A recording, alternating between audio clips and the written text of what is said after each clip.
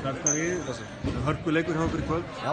Brjáluð stemming í húsinu og hvað er svona eftir höfuð til þennan leik?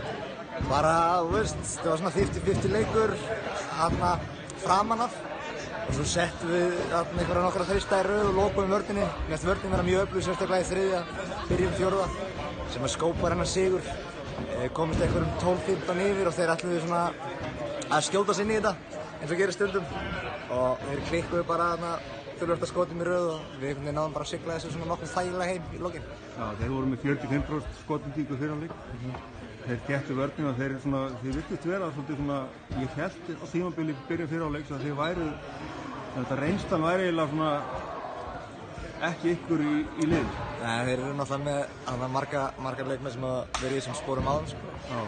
En við vorum í undanúrslitum fyrir 2 árum, í síðustu úrslitakeppni, þá vorum við í undanúrslitum, þannig að ég til okkur alveg vera margar hverja að koma með þó nokkra reynslu í svona leikjum. Já, ég sá að þú varst að berjast í flýin. Það var svona, ég held þetta væri hans síðasti leikur, en vonandi heldur hann áfram. Já, hann á helling inni maður. Já, hann á helling inni maður. Hann er djöfulli sterkur ennþá og það sést ekki á honum að hann sé orðinn 30+. Nei, og